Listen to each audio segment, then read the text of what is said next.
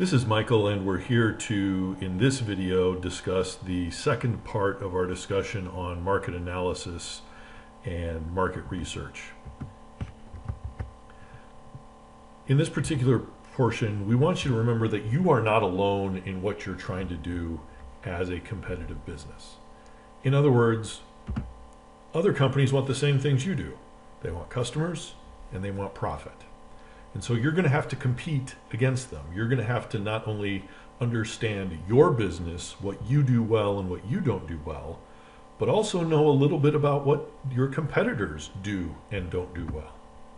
So your competitive analysis should identify not just what you're doing, but your competition, either by product line or service or market segment. In other words, focus on what the competition is trying to do in the same space you're trying to do it, and understand what makes them successful or not. So you need to assess the following characteristics of the competitive landscape. You need to understand how you and your competitors fit in the following ways. Number one, market share. Who sells the most of this particular item in the marketplace? Is it you? Is it somebody else? Are there a lot of players? Are there only a few players? Why do certain companies have a large or a small market share? Number two, strengths and weaknesses. Everybody does certain things well. Everybody does certain things not so well. So it's important for you to understand what your company does well. Maybe you're great at customer service. Maybe you deliver the product more efficiently. Maybe you've got a great website. But it's also important for you to understand what your competitors do well. Maybe they can offer a lower price because they're larger and they can buy in bulk, etc. And it's important to understand your weaknesses as well as your competitors' weaknesses. It's also important for you to understand your window of opportunity to enter into the market. In new markets, in markets where there is no established leader, or maybe the technology is new, there may be lots and lots of opportunity to enter that marketplace. And this might be a great place to be an entrepreneur because maybe you don't need a lot of specialized knowledge, you just have an idea that's relatively new or a way to use a product that's relatively new, and so there's a good opportunity to enter the marketplace. However, there are other kinds of markets that would be really hard to get into. Maybe there's a really specific technical knowledge that one needs to have. And if you don't have it, you can't very well enter the marketplace. Think going to the moon. There's some really specialized knowledge you need to know about how physics react in outer space. It's also really expensive to go to the moon. And so you need a large amount of capital. And so maybe creating the next SpaceX is not the best idea for your little bootstrap startup. So be aware of your window of opportunity to enter the market. It's also important to understand the importance of your target market to your competitors. Maybe there is a well-established brand in the space, but it's a really small part of their business and it's not something that they care about. That might give you an opportunity to go in and take some of that market share, because your competition isn't really going to be paying attention to you. That particular portion of the market is not important to them. Think of how Netflix came into being. Before Netflix, you rented videotapes from your local videotape store, and the big players in that marketplace were places like Blockbuster. And so there were these little small startups that started chipping away at things that Blockbuster probably could have and should have stayed abreast with. Blockbuster already had relationships with the existing movie studios to get the videotapes. There's no reason they couldn't have done the same thing for a streaming service. There's no reason they couldn't have done the same thing for kiosks that sit outside of a Walgreens like Redbox. And yet, even though some of these companies even came to Blockbuster and said, we'd like to sell this line of business to them, Blockbuster deemed it too small. They said, no, everyone's good with coming to a video store. And so the Netflix of the world, the Redboxes of the world were able to come in and gain a foothold in the marketplace and actually change the market, simply because the competitors didn't think that market was important. You need to be aware of any barriers that may hinder you as you enter the market. Are there any permits you need to get? Any licensing you may need to have? Once again, is it super expensive to do? Are there very specific technical things you need to know and understand? Anything that would just stop the average person from opening up a store and saying, let's go. You also need to be aware of any indirect or secondary competitors who may impact your success. So once again, returning to the Blockbuster analogy, Blockbuster was the big player on the marketplace, and so there were these indirect or secondary competitors who may be selling DVD players or videotape machines. How are they impacting your success? They may not be in direct competition, they may not be selling exactly what you're selling, but are they selling something close enough that if your pricing or the market that you're in gets too complex or expensive, that they won't just move to a different answer? Right now you're seeing all sorts of people come into the market for these seltzers. Is that going to be a fad, or is that something that's going to take over the market from soft drinks and alcohol and juice and whatever the case may be? So keep those ones that don't appear to be direct competitors in mind, because they will have an impact on your success. So what tools do you have to assess this marketplace? If your success is going to depend on you understanding what the competition is doing and what you're doing, what tools do you have at your disposal to come up with those answers? Well, one tool is something we call Porter's 5 Forces. An economist named Dr. Porter came up with this idea that there are 5 things outside of your company that act on your company that you have no control over. But you can mitigate, you can lessen or reduce the effects that those things are going to have on your company. We'll talk about those in a moment.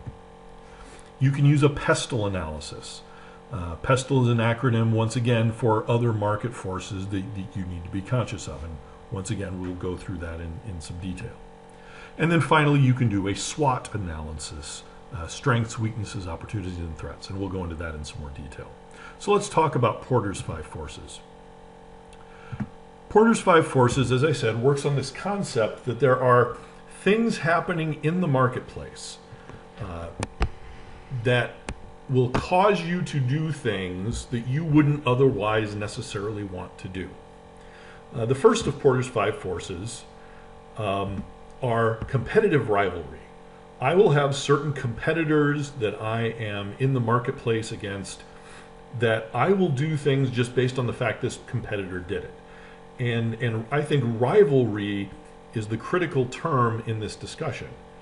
For example, if I said the word Coke, who is Coke's rival? You'd immediately say Pepsi. If I said, if we moved into the sports field, who are the rivals of the Green Bay Packers? Chances are, if you know anything about football, you're immediately going to say either the Chicago Bears or the Minnesota Vikings. You're not going to say the Jacksonville Jaguars. If you're talking about soft drinks and who's Coke's rival, you're not going to say Royal Crown or RC Cola, right? There are certain competitors in the marketplace that have a special relationship to each other. They may not even be necessarily the biggest players in the marketplace, but there's somebody that either you want to be or you want to beat in the marketplace in almost an unrational way. And so when they zig, you zag. When they build a building here, you build a building right across the street to make sure that they don't take over that spot, regardless of any other research you may have done. So competitive rivalry, what your competitors in the marketplace are doing, is going to have an effect on how you run your business. The bargaining power of suppliers, the people you buy your raw materials from. So let's return to Coca-Cola. They have to have corn syrup for their sweetener. They have to have certain dyes and colors to make it that caramel brown color. They have to be able to get water in large volumes from someplace, etc.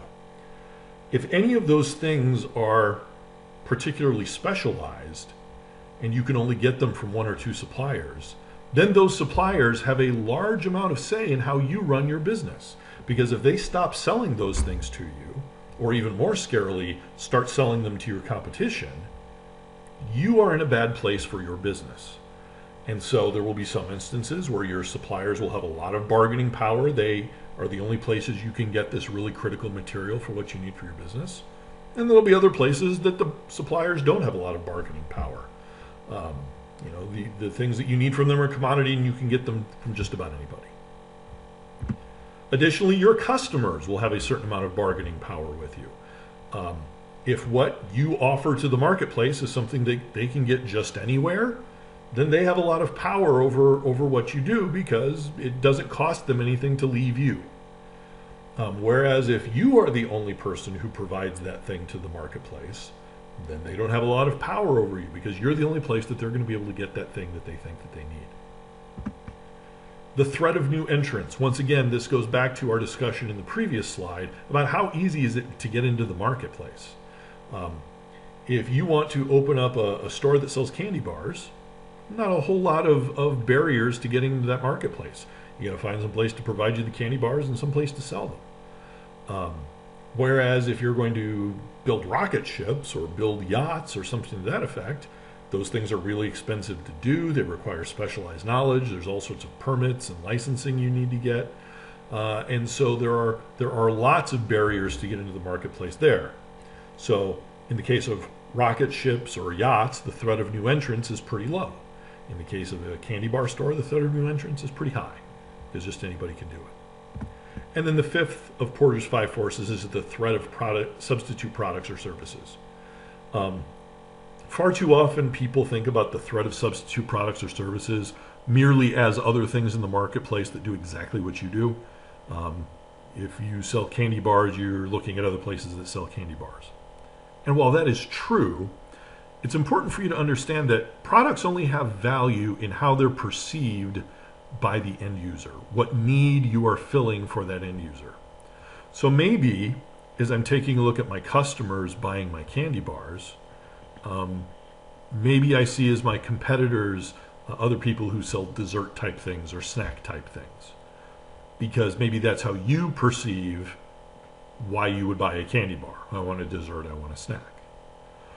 But what if people are buying those candy bars not because they're actually hungry and want something to eat, but because they're sad, and that is what is making them feel better about themselves. In that case, your substitute product or service is anything that helps these people not feel sad. So maybe it's a basketball game, maybe it's a piece of music that they buy at the record store. It could be any number of things. So when we're talking about threats of substitute products and services, it's not just the people who also sell exactly what I sell, but it's the people who sell the thing that fits the needs of my customers in that same space. Let's move on from Porter's 5 forces into Peddle. As you can see from the diagram, Peddle stands for politics, economy, science, technology, legal, and environment. In a Peddle analysis, once again, these are market forces that are out of our control, just as Porter's 5 forces are out of our control, and they're acting on your company from the outside.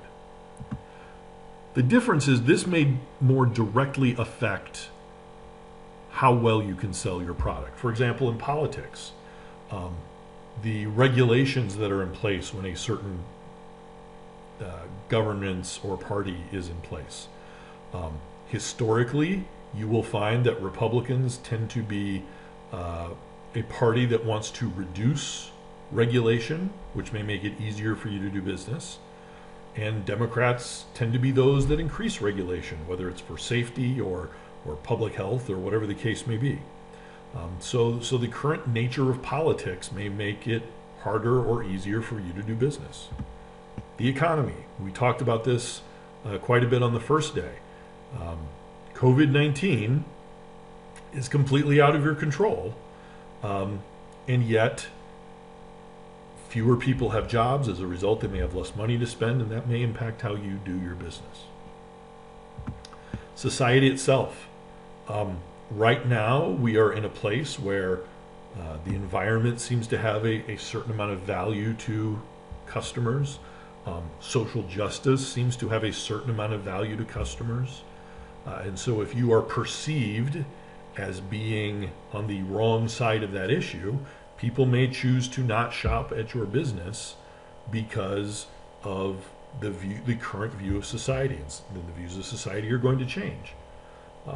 So it's important to be aware of how people might choose to make business decisions based on what else is going on in society. There's technology, right? If I decided I wanted to improve my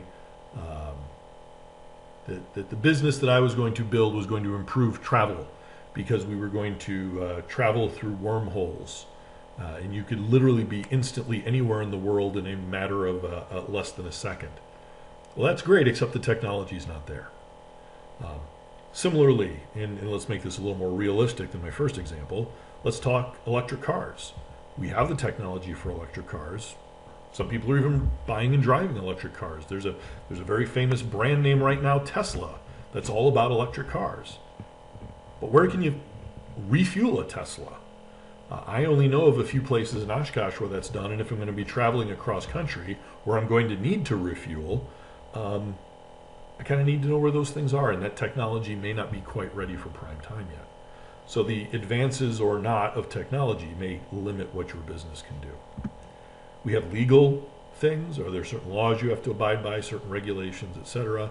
This is different from politics in that politics is about the changing and adding and subtracting, whereas this particular option, legal, is about what laws are on the books, what do I have to do today, not where might things be going in the future. And then finally, we have the environment itself. If I'm going to set up a business where I sell ice to people, that business probably works pretty well in Arizona, probably not so well in Alaska, especially in the winter. So what is the overall environment around you, and how might that affect your business? So thinking about those things can really help you focus on what do I need to try to mitigate or lessen the effect of as I'm thinking about my business. Finally, we have SWOT Analysis, which stands for Strengths, Weaknesses, Opportunities, and Threats. This is where you're not only looking at yourself, but you're looking at how you compare to other people. In your personal life, you shouldn't compare yourself to other people. In your business life, you should definitely compare yourself to other people. Why? Other people are comparing you to other people. And so it's important to understand where you stand in relation to everyone else. So you can take a look at your strengths, things that you do well. Doesn't matter what anyone else does. What do you do well? And we all have strengths. Maybe they're strengths just from freak luck. You know, I have been told I have a voice that isn't entirely unpleasing, so I think that's a strength of mine. I think I'm pretty good at rational analysis. I think I'm pretty good at communicating in general. These are all strengths of mine, and it has nothing to do with how good or bad anyone else is at it. These are things I do well. Weaknesses are the things that you don't do well. Once again, has nothing to do with anybody else. So for example, I don't think I'm always very good at recognizing other people's sadness or anger and reacting appropriately to that. I tend to be very direct, and that's not always the best way to deal with that. I tend to be a little unorganized. I tend to not think deadlines are as important as other people do most of the time. So these are weaknesses. These are things that I just, by myself, in my vacuum, don't do well. And when you want to analyze your business, you need to analyze your business. What do you do well? What do you not do well? The idea being that you will emphasize and brag about in the marketplace the things that you do well, and you will minimize and try and fix the things that you don't do well. Once we understand ourselves, the strengths and weaknesses of our company, now we can start taking a look at the rest of the marketplace. Opportunities. Are there things that the marketplace isn't doing? Hopefully that match up with my strengths. So for example, a few years ago, the athletic department was looking for someone to be the public address announcer at many of the athletic events at the university. As I said, I thought I had a nice voice. I like sports. I have free time and I already have relationships with my students. So I took that opportunity and got into being the public address announcer for the university. You can apply the same thing in the business world. And then finally, what are threats? Are there things happening in the marketplace that could potentially be dangerous? Whether that's threats you have in your control, such as where you have office buildings or where you have branches, the kinds of products you sell, or maybe there are things out of your control, like COVID-19 and the fact that the economy shut down. Once again, these opportunities and threats can be as they pertain to the entire market as a whole, or they can be as they pertain to your organization. So that's all I wanted to talk about as far as how you might do market analysis. Once again, strengths and weaknesses are things totally under your control and internal. Opportunities and threats are external, things happening outside your environment. Idea of thinking about the entire marketplace and thinking about how your business fits into the overall scheme. So by now you should have enough information that you should be thinking about what is the business you're going to start, what products are you going to sell, and you should be doing some of this business analysis and market analysis. Who are you? How do you fit into the marketplace, etc. Look forward to talking to you again in the next video.